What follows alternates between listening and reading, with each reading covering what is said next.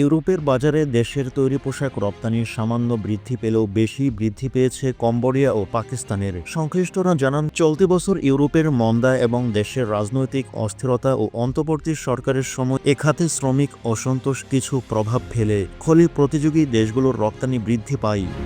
ইউরোপের বাজারের সাম্প্রতিক পরিসংখ্যানে দেখা যায়, বাংলাদেশ চলতি বছরের জানুয়ারি অক্টোবরের সময়ে ইউরোপের বাজারে $1,652 কোটি তৈরি পোশাক রপ্তানি করে। 2023 সালে এ আয় ছিল $1,628 কোটি 90 লাখ। গত বছরের একই সময় থেকে দেশে রপ্তানি বৃদ্ধি হয় 1.34%, আর শীর্ষ পোশাক রপ্তানিকারক দেশ চীন এ সময় রপ্তানি করে $2,182 কোটি 99 লাখ। এ সময় চীনের প্রবৃদ্ধি হয়েছে 1.14%। ইউরোপীয় পরিসংখ্যান সংস্থা ইউরোস্টাটের প্রতিবেদন থেকে এ তথ্য পাওয়া যায়। সংস্থাটির তথ্য অনুসারে জানুয়ারি থেকে অক্টোবরের সময়ের মধ্যে ইউরোপীয় ইউনিয়ন বিশ্ব থেকে $7,777 কোটি মূল্যের পোশাক আমদানি করে। এর আগের বছর আমদানি করে $7,733 কোটি।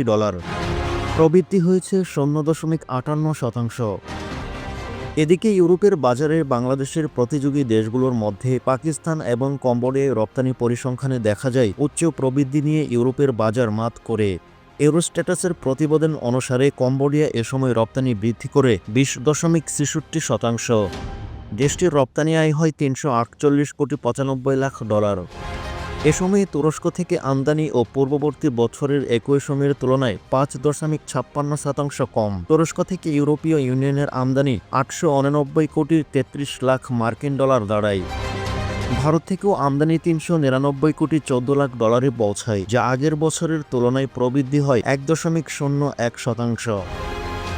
আর অন্যান্য শীর্ষ সরবরাহকারী দেশগুলোর মধ্যে ভিয়েতনাম, মরক্কো থেকে ইউরোপীয় ইউনিয়নের আমদানি যথাক্রমে 3.61% ও 7.95% বৃদ্ধি পায়। শ্রীলঙ্কা ও ইন্দোনেশিয়া থেকে 0.26% এবং 99% ও 7.22% কমে। তৈরি পোশাক খাতের শীর্ষ সংগঠন বিজিএমইএর সাবেক পরিচালক মহিউদ্দিন রুবেল বলেছেন, রাজনৈতিক পট পরিবর্তন ও দেশের সাম্প্রতিক শ্রমিক অসন্তোষ ক্রেতাদের মধ্যে কিছুটা আস্থার সংকট তৈরি করে, ফলে তারা বাংলাদেশের বিকল্প তৈরি করতে চায়। এছাড়া চীন থেকে হস্তান্তরিত কার্যাদেশের সুযোগ প্রতিযোগী দেশগুলো কাজেও লাগাচ্ছে।